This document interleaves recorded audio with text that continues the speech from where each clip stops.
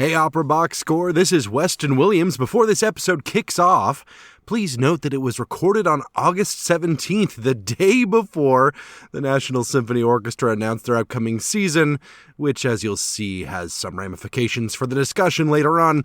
We'll unpack their full announcement, though, next week. For now, enjoy the show. You're listening to Opera Box Score. Let's get ready to rumble! Wherever you are, however you're listening, it's America's talk radio show about opera. It's Opera Box Score. I'm Ashley Hargrave, joined this week by Oliver Camacho. Okay, this week it's part 2 of our coverage of the Santa Fe Opera, starting with a free throw on artistry of Iestyn Davies. The Handelian prima donna Lucy Crowe goes inside the huddle to champion the experienced middle-aged singer. Oh my God, thank you. It's not even my birthday. Plus, a bonus free throw and the late Jessye Norman from her last recital partner, pianist and composer Damien Sneed. And in the 2-minute drill, Recovery in Detroit, the latest installments of KC Buffoonery and the throngs of missing mini Mozarts. Make sure that you subscribe to our podcast on Spotify. You're going to click follow on Apple Podcasts. You'll hit that plus sign. You can also stream episodes of OBS every Saturday at 10 a.m. on amplisoundsradio.com. You can also email us your hot takes by writing to mailbag@operaboxscore.com, or you can upload a voice memo using the You Got Something to Say tab on our website, which is operaboxscore.com. However you contribute, you'll get an OBS beer coaster, an OBS lapel pin, and a #1 OBS fan foam finger just for sharing your own hot take. Oliver Camacho, it's just you and me today. It's just us gals. How are ya? Pretty good. There's a parallel between the summer hardcore season and I think the modern opera singer schedule, and how there's just too much on the calendar and it causes burnout. It causes people to get injured. Yes. It causes stars to go missing. Ben Shelton, the American upstart, had a convincing defense of the title of the Canada Masters, which were held in Montreal this year. And then he crashed out in the first round of Cincinnati, which is being played right now. But I think the crash out is sort of purposeful so that he can rest up for the US Open, which is the big event. It's sort of like canceling a small contract so that you're ready for your Met contract, you know? That's what I'm thinking about tennis-wise. And I just have to say that I started season 4 of Ted Lasso. I know we're only 2 episodes in as of this recording. By the time people hear this, it'll be 3 episodes. I'm enjoying. It's very nostalgic. It's giving me the feels, but I wonder if they are just recycling character beats. Have you watched it? I have. I think that is a fair assessment. I will say I really did love, I don't think this is really a spoiler for anybody, the first episode being kind of a love letter to Kansas City. I thought that was incredibly charming. I like the concepts for the newest difficult coach. I'm trying not to spoil it for those that may still be waiting to watch it. I'm not sold on. Actually, I'm a little closer to you in terms of, like, are we just recycling this sort of stuff? I mean, the formula is great and it works and it's still entertaining. I'm still having a great time. But I am waiting to see. I mean, the writers are so good on this show. The writing staff there is so good. I can't help but think that they are going to pull something out that is a charming surprise. I just haven't seen it yet. I know we're only 2 episodes in, 3 by the time this comes out. So, but I'm still loving it. It's still like a hug. I do love Hannah Waddingham eating. Just like, please eat on camera all the time. I mean, that and the Kansas City barbecue and like constantly, getting sauce everywhere, because that's what you do when you eat Kansas City barbecue. This is very sauce forward food. Well, while you have been catching up on Ted Lasso, I was having a pretty Chicago sports-tastic weekend. I went to the opening game at Soldier Field for the Chicago Bears, their first NFL preseason game, where they took on the Cleveland Browns. It was a great time. You know how they always do sort of themes at these professional sporting events? This weekend's theme was Peanuts, as in the Charles Schultz cartoon. There were like dancing Snoopies, a lot of like Vince Guaraldi piano playing. It was actually really charming and delightful. And then because I couldn't get enough of Soldier Field after being there all day Saturday, I went back on Sunday to watch a match for the Chicago Fire, the Major League Soccer team. And that was actually my very first Fire match ever. They are a hoot. They are so much fun. Those fans are absolutely rabid. The amount of pyrotechnics, I probably should have expected it since their name is the Chicago Fire, but boy howdy, I was not ready for all of the shooting of like fire cannons that were going through the air. But yes, I now have a far more intimate knowledge of Soldier Field than I've had in quite some time. At any rate, let's talk some opera. Free throw.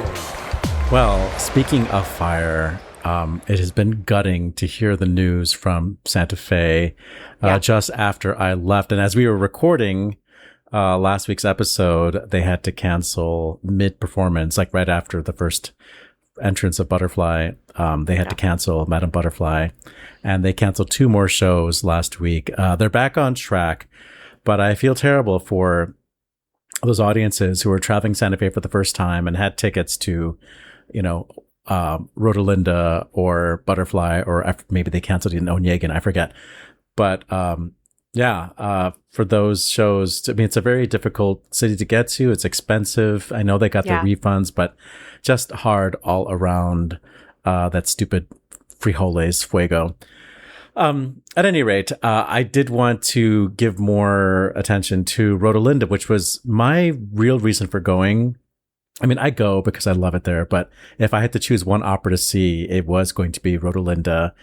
Just about everybody in the cast is now a friend of the show, except for bass William Guanbosu. And I even include the stage director who I interviewed earlier before I went to Santa Fe. And I have to say that, overall, I felt like the production was the most musically satisfying of the entire season, or the entire whatever festival. Just so much detail, so much spontaneity, so much great singing. And if I had to choose one moment or one aria from all 5 operas that I saw, it would have to be Iestyn Davies's entrance aria Dove Sei. And so let's hear a little bit of Dove Sei from a concert performance with Harry Bickett and the English Concert. And then coming out of that moment, we will hear the star of Rosalinda, Lucy Crowe, talk about why Iestyn Davies is so special.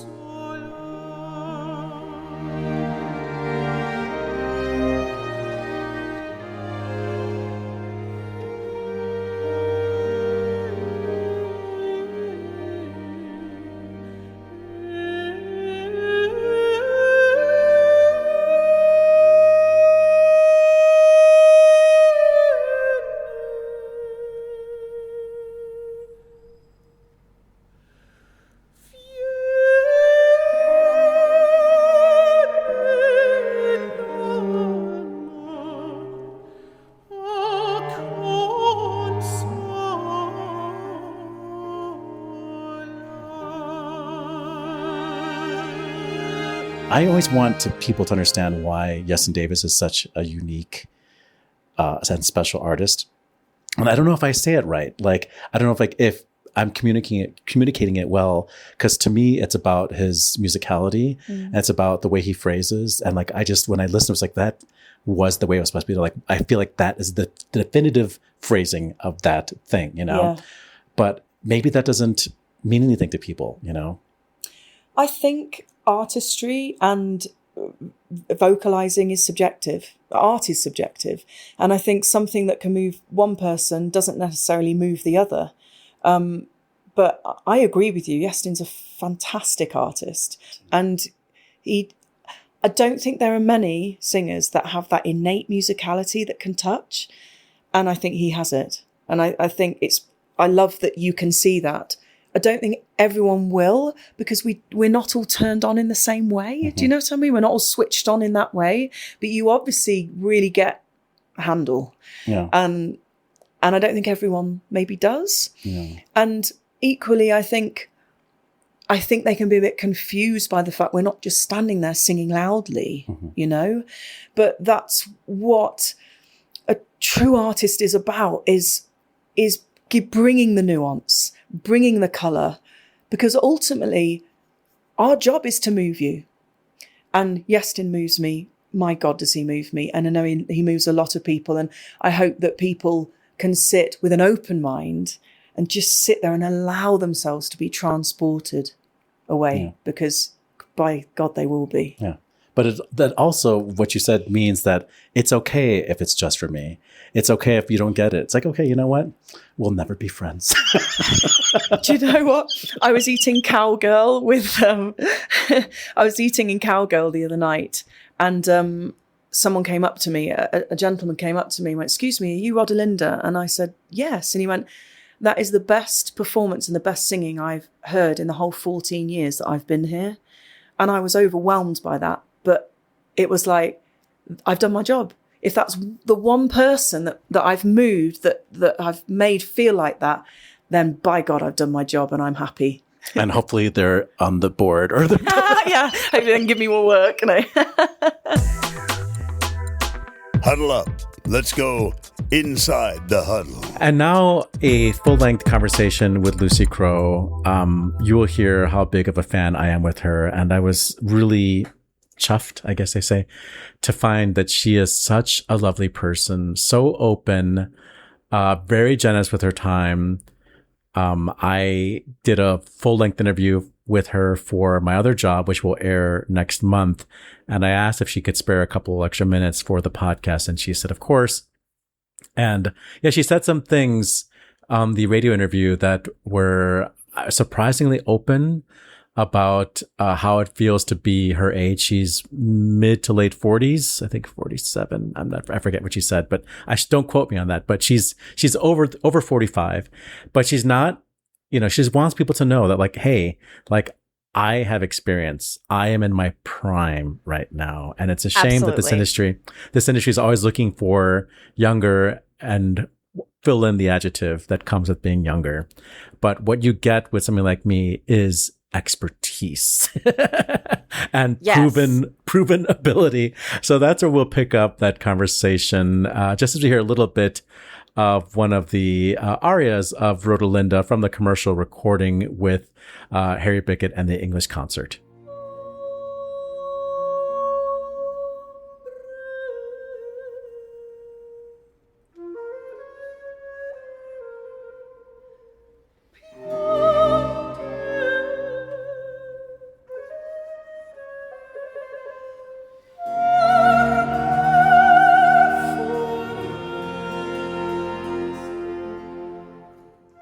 We should all be proud and happy to be alive, I'm sorry to go a bit dark, but one of my friends died 6 weeks before her 40th birthday, and she held my hand and she said, "Please just enjoy your life," Oh, she knew she was dying. She knew she was dying. She was in hospice. I went and sang She Moved Through the Fair to her. And, it was a very special moment. And she was so brave. But whenever people sort of complain about their age, I would just think of Catherine, and I think I'm just so grateful to be alive. So hell yeah, I'm mid-40s, I'm 47 and I'm proud.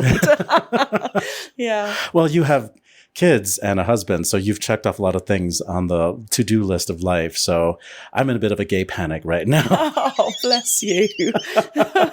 But since you did mention on the radio, missing your husband while being in the US and being rehearsals for the show, and you're reunited, obviously, but the contract is long here, and that I didn't realize that it was maybe a challenge. I think of when kids are very small, like when your kids are babies, whatever. That's obviously the challenge. But even when they're school age, it's hugely challenging. Yeah. I'm first and foremost, I'm a mother and a wife. I love my family. I'm quite a homebod, so this job for me is a bit ridiculous considering that. But I made a choice a while ago that I wouldn't do much opera abroad. But when I was offered Rodelinda at Santa Fe, it is beautiful here. People said, "You've got to go to Santa Fe." And it's stunning. It's magical. And actually, for the first week or two I was here, my husband was like, "You sound so bright. You sound so happy."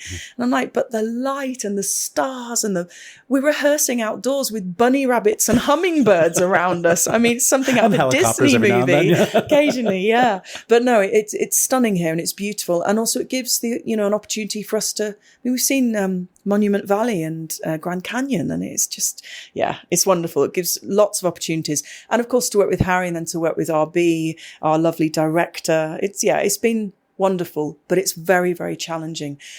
The thing I fear the most is loneliness. And I knowingly put myself in that position a lot with this job. To get into character. To get into character is good. That's why actually this role has been really good for this time with, feeling the pain of being away, because I can channel all of that angst into her. But I don't think people quite realise just how lonely this job can be. There's a lot of time spent in hotel rooms or in B&Bs. B&Bs, what am I talking about? Lucky you. What do I mean by that? Airbnb, there you go. Goodness me. For somebody that loves being with people, we have a great community where we live. We see friends all the time. It's hard. It's really hard.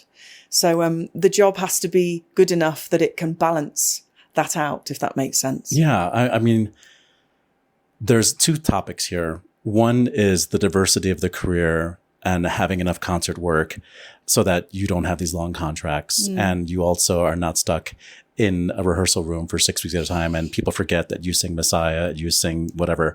So you can have all that stuff in the calendar, but also choosing which opera projects are meaningful to you because you get to be with Iestyn Davies. You get to be with Perry Bickett, Yeah, exactly. Or my boyfriend, Hugh Cutting. So you wish.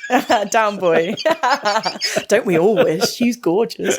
I do just want to add, I have just been on tour with Sir Simon Rattle and the LSO singing Strauss's 4 last songs. I'm just going to throw that in there. Okay.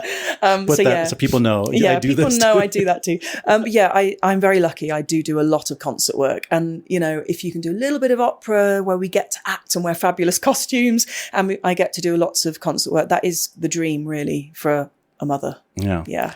Well, my colleague, Ashley Hartgrave, did a long series where she interviewed a bunch of different mothers in opera just to ask them about their experience with, maintaining the career during pregnancy, recovering, what support is out there for artists, which companies are really good at taking care of parents and, letting them know, there's a zoo over here, if you need to change a rehearsal, all that stuff. Is there any experience you had that was either profoundly bad?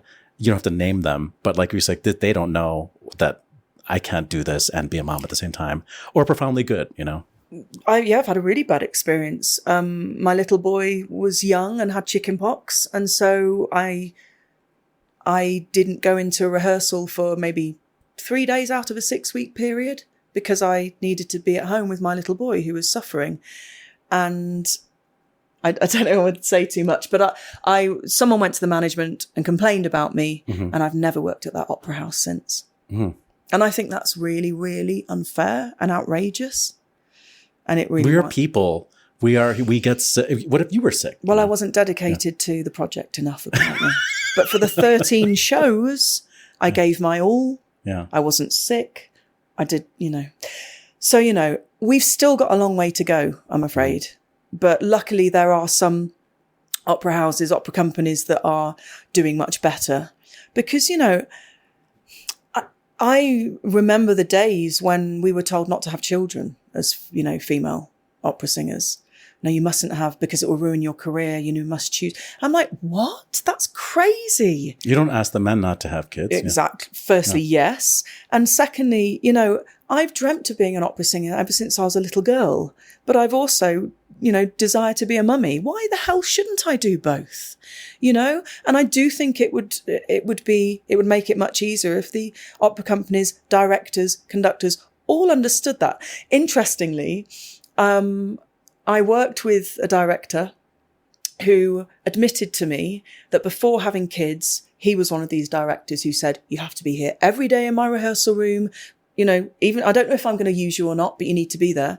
Then he had children, and then he completely changed the way he worked. And that was quite eye-opening. Yeah. Well, it also goes back to what you're talking about, the graveyard of sopranos in their 40s, Yeah. And I love listening to you because I feel like I learn more about the music when listening to you. Like you have ideas that I would have never had. I was like, oh yeah, it can be done that way, Thank you. So, but that's the experience you bring to the music that you sing. Yes. And that's what frustrates me, when you speak to your management and they say, people are looking for the youngsters, they're looking for the next up and coming, they're looking, for cheaper, because let's face it, money's a huge problem at the moment in our business. But it frustrates me because it's like, well, we should be looking for experience. Of course we need to be looking for the young up and coming as well. I was one of those. I get it. But we shouldn't be just turning our backs because we see, they're in their mid-40s now. I'd like to think I still look young on stage.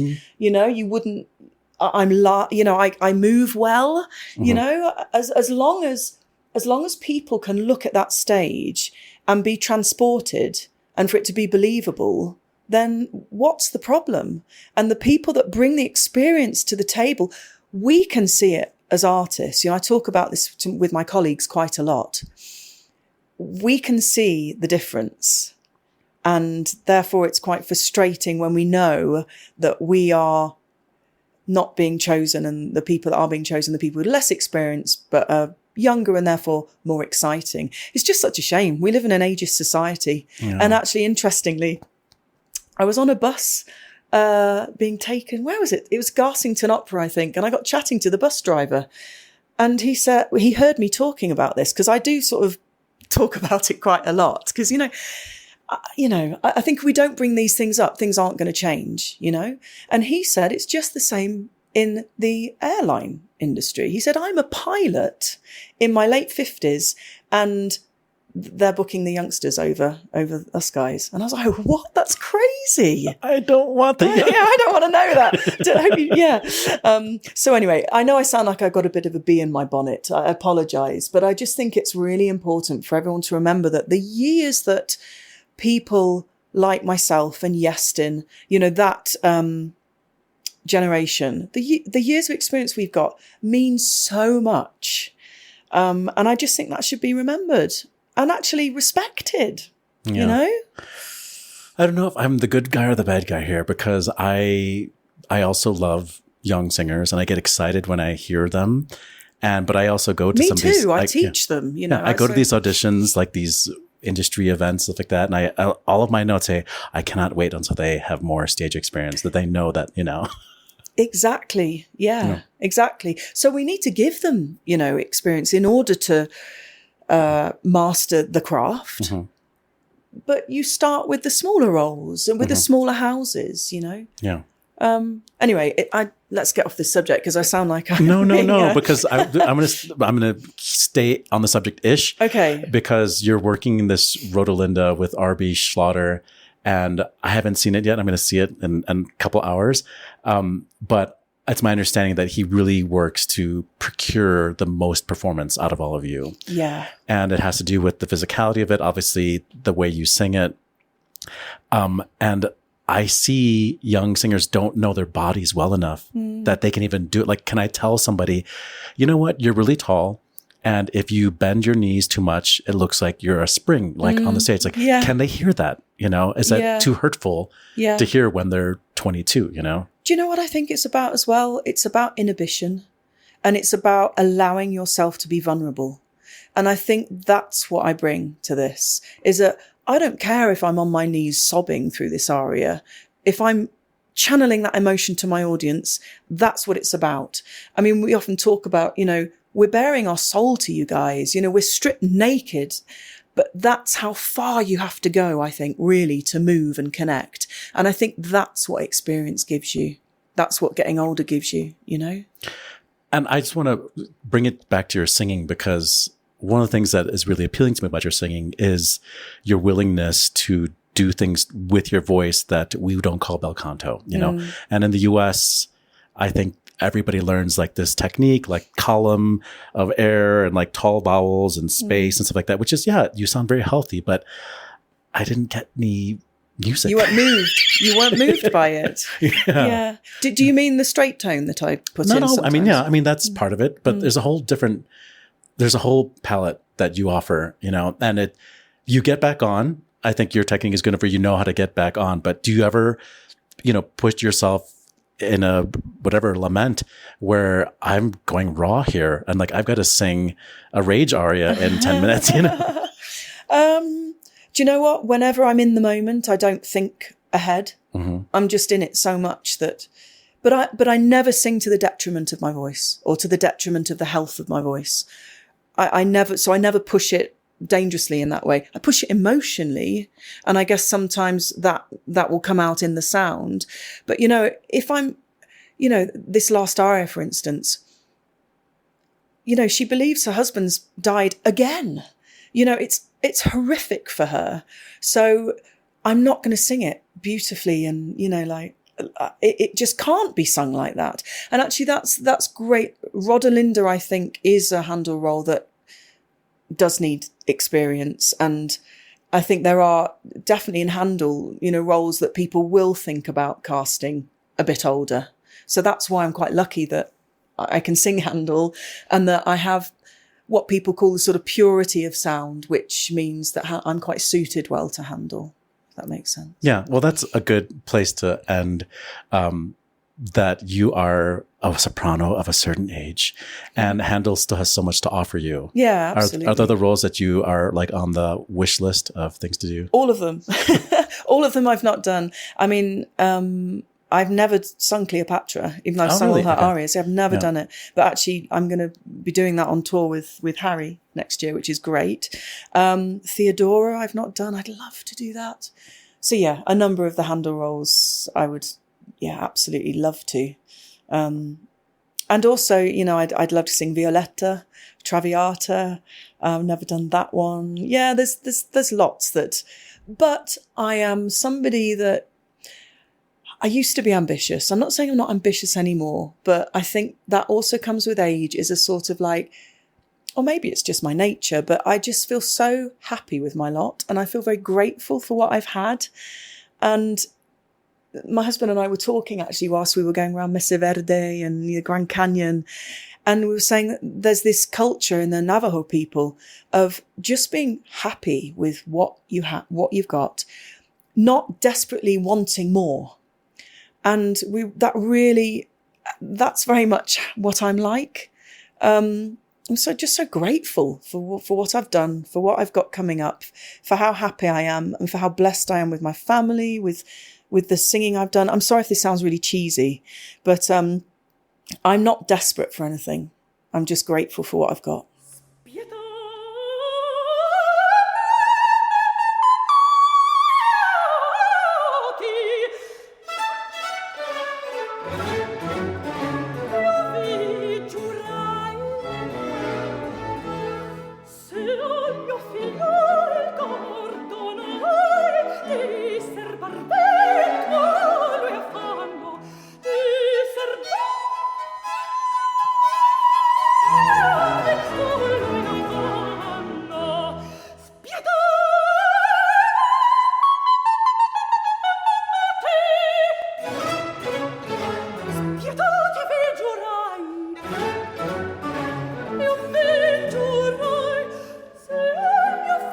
Another one of Rodelinda's arias from the full opera recorded by Lucy Crowe with Harry Bickett and the English Concert. Harry Bickett also on site at Santa Fe to conduct Rodelinda.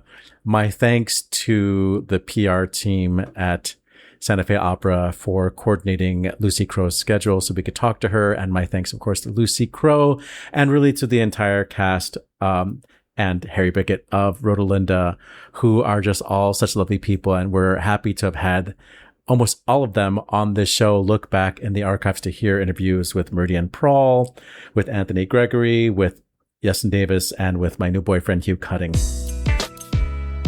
Opera Class. Sports Radio Crass.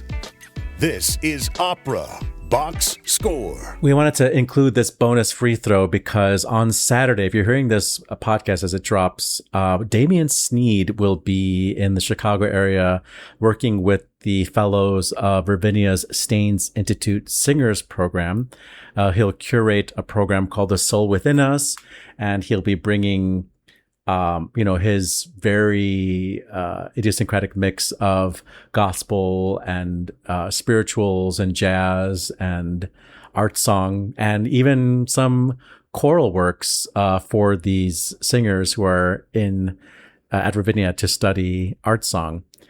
Damien Sneed, if you don't know, started as a singer and then became a pianist and then became a producer and arranger and then a full-blown composer.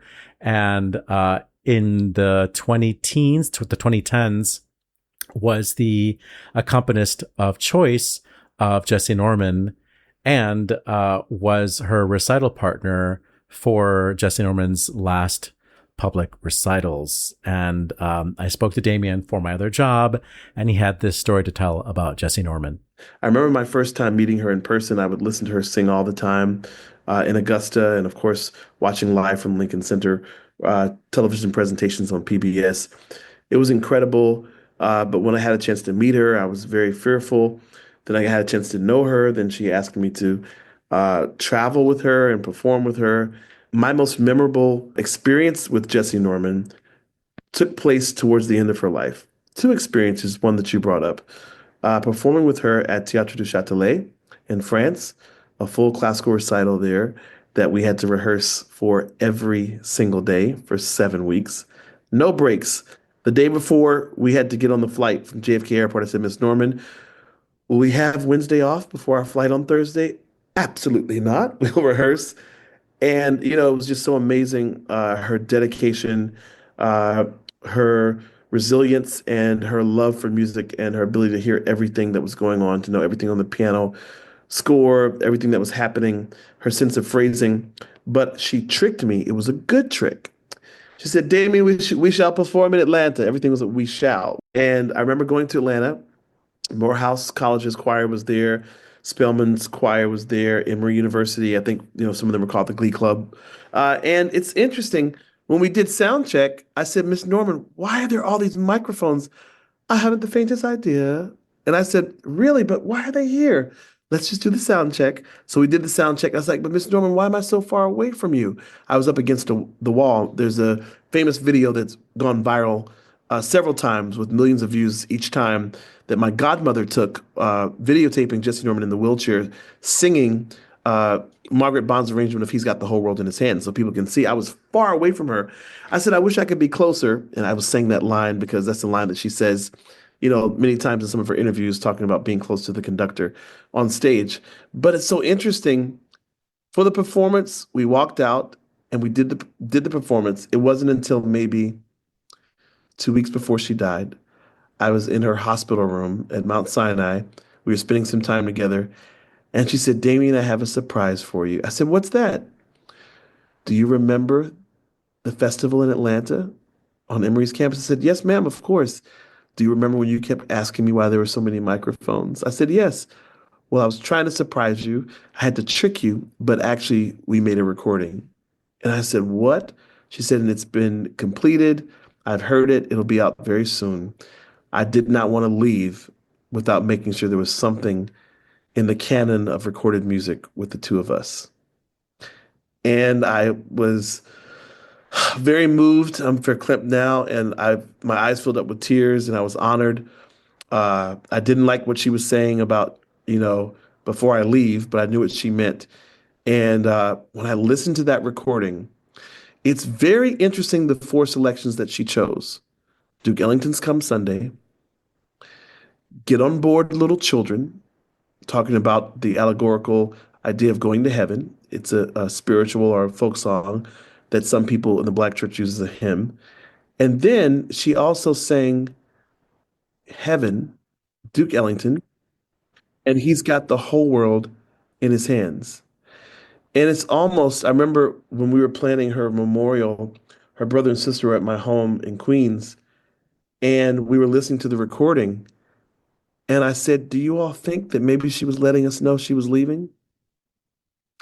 There wasn't a dry eye around the kitchen table. We just listened. I remember that night we all just sort of went to our separate bedrooms and went to sleep because it's almost like she knew and she was singing her exit. And, moments like that, it really makes you appreciate what the universal music can do. But it's wonderful that we live in a day where we can encapsulate what happens in time and still feel and hear and experience breath. And a great artist and communicator such as Jessye Norman with such a great instrument, to hear her final recording. And I'm very humbled that, I was able to meet a mentor. It's not always you get to meet your mentor and work with them, but actually to record with her and to be the person that did her final full classical recital internationally and also her final recording in our home state, Georgia. So, yeah, just talking about that is nostalgic and it brings back emotions and memories. But she was such a class act. And even in the wheelchair, she sang from her heart and she put on a great performance.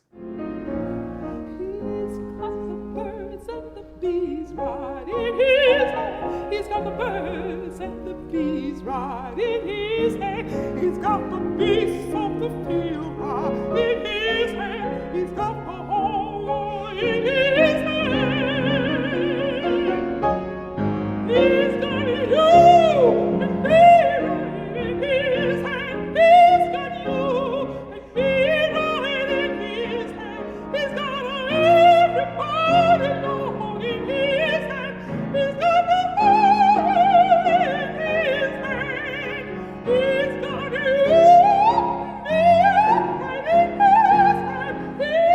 From the 2016 Atlanta Music Festival, we heard Jessye Norman and Damien Sneed. Once again, if you're in Chicago, come hear Damien Sneed work with the Steens Institute Singers Program on Saturday, August 20. What day is that going to be? The 21st, the 22nd, the 22nd at Ravinia Festival. I will see you there.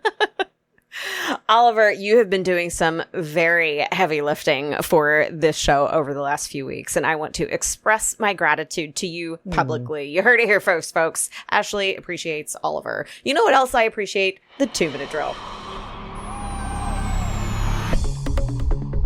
This just in. The 2-minute drill. All right, listen up. Here's everything you need to know about what happened in Operaland this week. It's a triple play of WTF at KC. In part one, the center's resident ensemble, National Symphony Orchestra, has not yet been able to announce its programming for the upcoming season. Amidst dwindling ticket sales and donor interest, the NSO is facing a severe financial crisis, further exacerbated by the possible 2-year closure of the center, which has not yet approved the orchestra's budget. Former artistic advisor to the NSO, Ben Foles, stated that the lack of programming information on the next season is, quote, a very bad sign. Speaking of signs, the conservative majority Kennedy Center board has voted to put the president's name back on the building's facade below the main signage, despite a federal judge's blocking of the initial attempt. Meanwhile, the board has also voted to move forward with a partial 2-year closure for a $250 million renovation.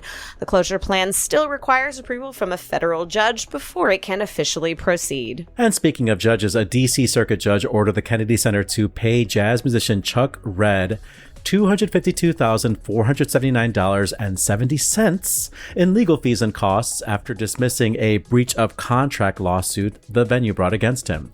The court reasoned that Redd had not agreed to a contract and that the Kennedy Center appeared not to be financially damaged by the cancellation of the concert, which was free to attend. Following more than $1 million loss in grant funding and a partial cancellation of their recent season, Detroit Opera appears to be recovering from financial struggles. Chief Marketing Officer Samantha Teeter told local ABC affiliate WXYZ that more money has flowed in through securing new donors, programming more diverse shows, offering $25 Detroit resident rush tickets, and identifying ways to bring in new revenues such as activating the Opera House's rooftop. And we checked, there was no comment on AI Così fan tutte. Iconic English actress Charlotte Rampling is set to star in the upcoming film Maya, Butterfly, a psychological drama directed by Irish opera director Edwina Casey. Pitched as Tar meets Sound of Metal, Maya Butterfly tells the story of a rising soprano who is secretly losing her hearing and must fight to survive the opening week of a radical production until the truth threatens to destroy both her career and her identity. Principal photography is taking place on location in the National Opera Houses in Wexford, friend of the show, and Belfast. In an update to the mini Mozart statues in Salzburg's Mirabell Gardens, conceptual artist Ottmar Hörl has lost approximately €20,000 following the theft of statues from his public art installation, Mozart, the Untamable Genius. The installation, hosted in celebration of Mozart's 270th birthday, featured 400 gold statuettes of the composer. With 210 statues having been stolen, the display has been forced to an abrupt end. Listeners, if you have any of these statues, please send them directly to Opera Box Score, no questions asked. Send at least 5, please.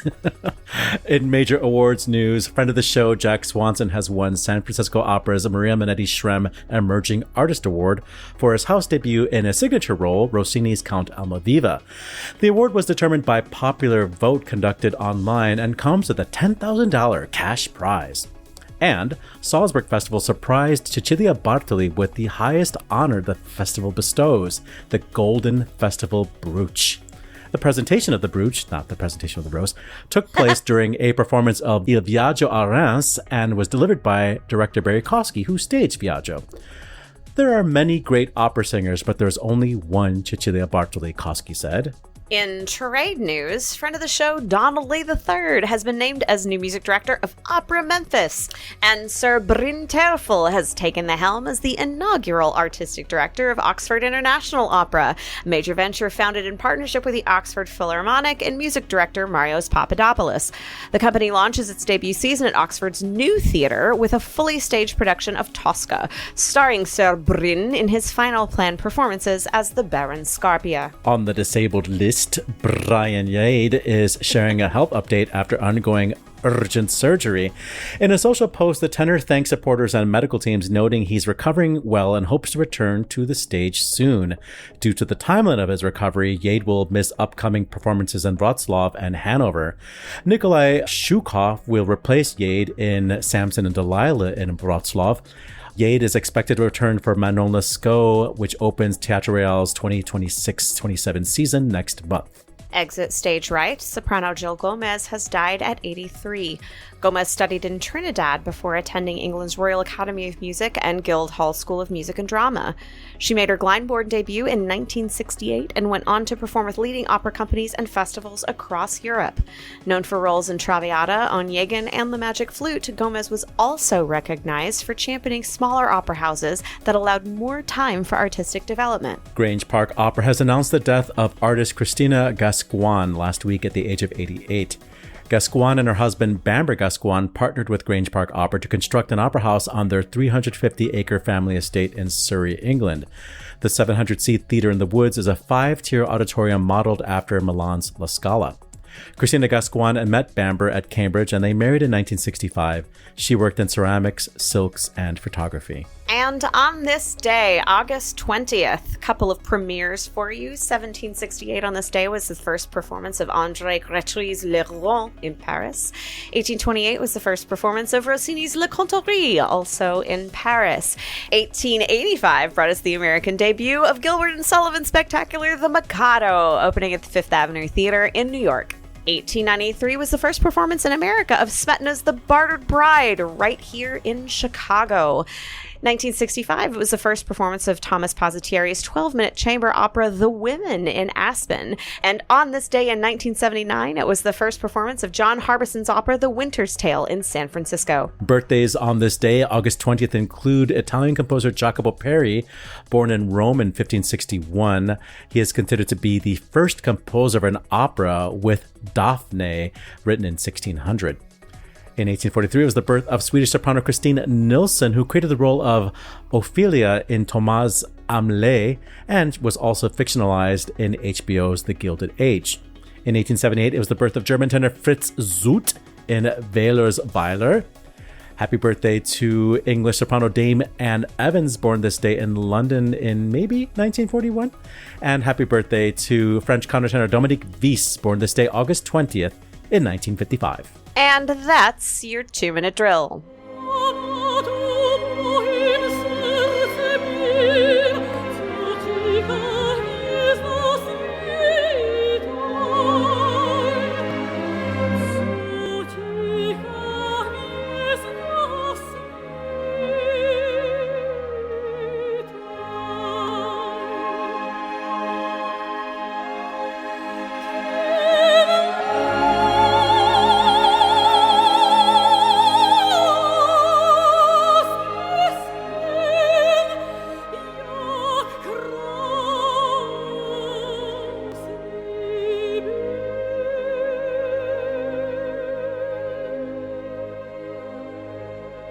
Lucia Pop from looks like a filmed version of a stage production of The Bartered Bride.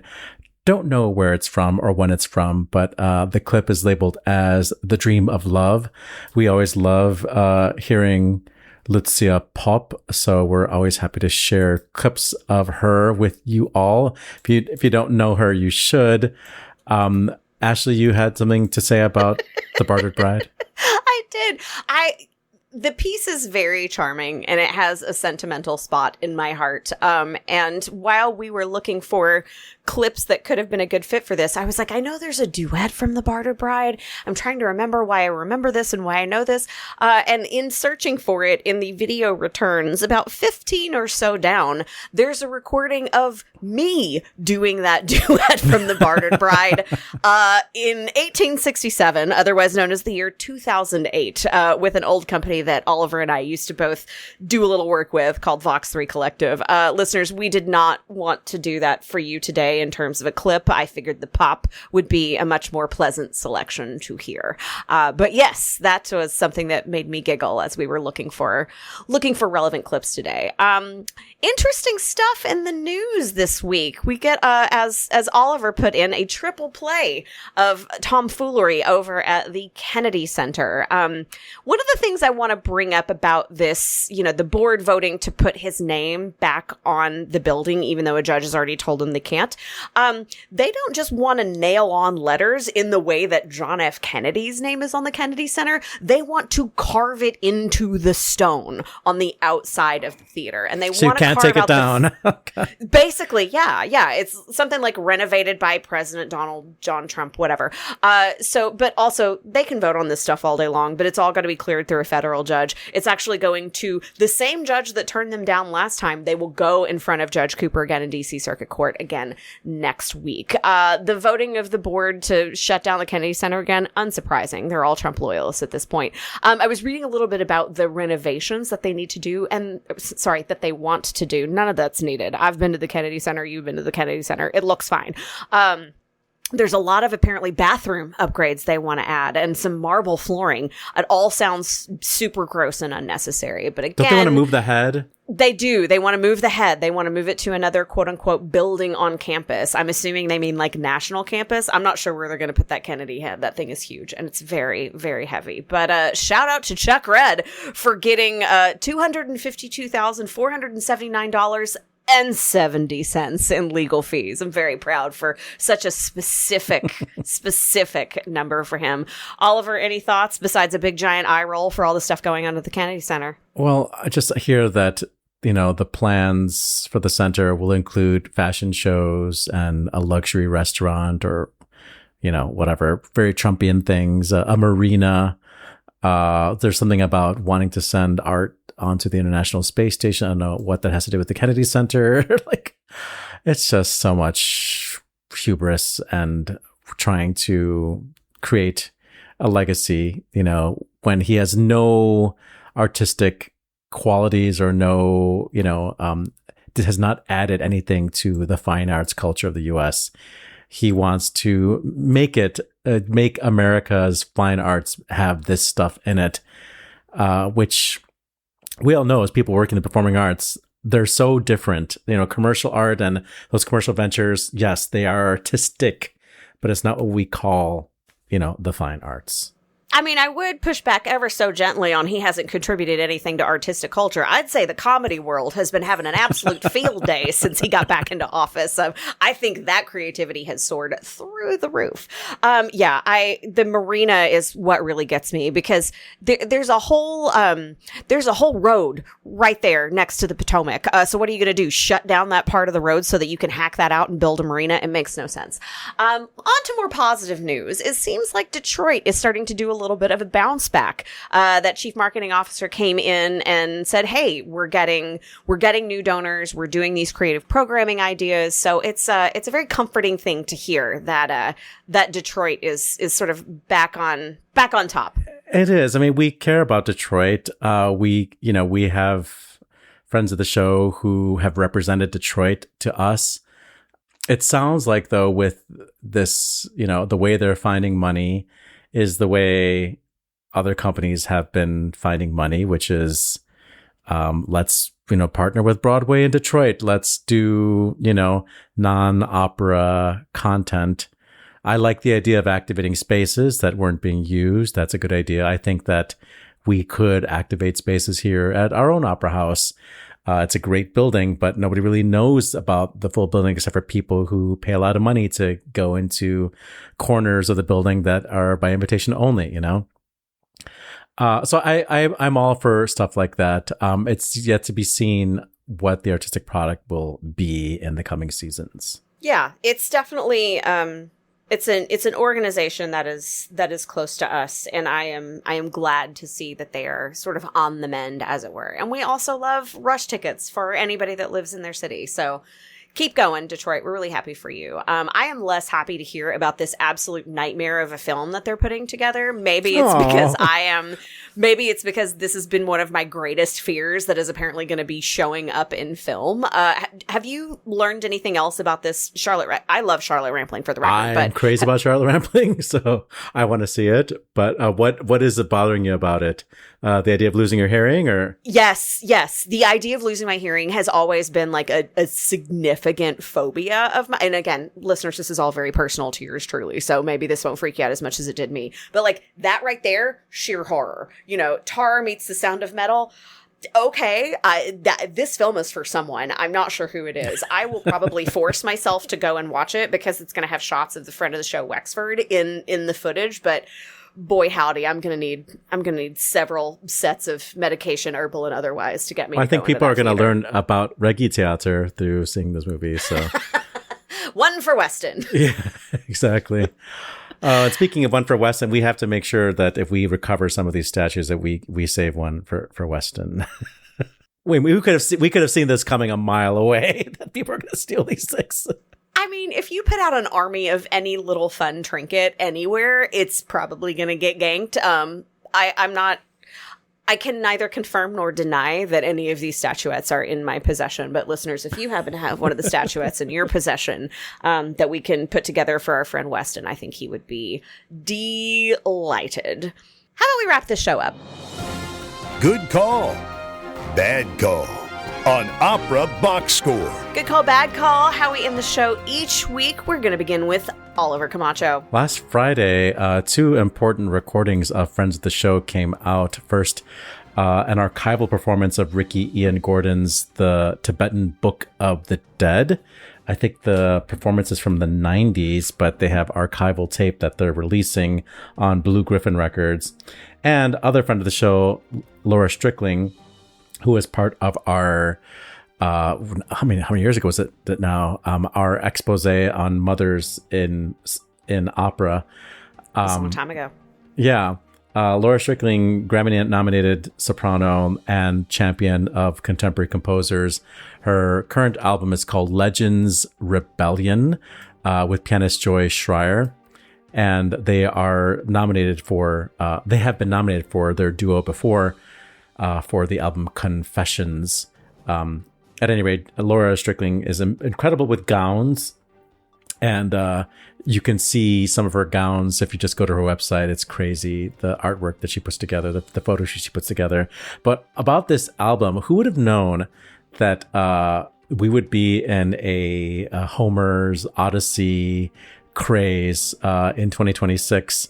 So there's a Calypso song, a Circe song, and a Penelope song just in time for Christopher Nolan's Odyssey craze. So check out Laura Strickling and Joy Schreier's Legends Rebellion. My call this week is either good or bad, depending on which side of this you're on. You may have remembered that last week I mentioned a gentleman called Royce White. He's a former NBA player who has decided that he is going to try to declare for the WNBA draft to exploit a rule. And now I would like to introduce you to a concept called the OBS anti-bump. You may have heard of us before talk about the OBS bump, where we've interviewed someone and then something wonderful happened to them. Well, Royce White was mentioned on this show last week, and then he lost his primary election to Michelle Tafoya for Minnesota Senate. And so I would like to not think it was totally our doing, but I'd love to think that we played a tiny little part in a little bit more of his destruction. I would also like to point out that Royce White has now lost as many political elections as he played NBA games. That's it for this week's edition of America's Talk Radio show about opera. Make sure you subscribe to the show wherever you get your podcasts. You can also get your voice heard and find links to stuff we've talked about on our website, which is operaboxscore.com. That is also where you can put your money where our mouths are. You can give back to the OBS using the Support the Team tab. Your announcer is Norm Waddell. Your creative consultant is Oliver Camacho. And your audio editor is Iestyn Williams. The executive producer of the OBS is George Cedarquist. For our guests Lucy Crowe and Damien Sneed, I'm Ashley Hargrave, asking you to continue the conversation about opera as you appear to not cause financial damage for canceling a free concert. We're back with an all-new show next week when we go inside the huddle with tenor Ivan Ayon Rivas, co-star of the upcoming world premiere of the 1921 version of Puccini's Rondine. Plus, you get more opera headlines, more hot takes, and more golden brooches. Join us.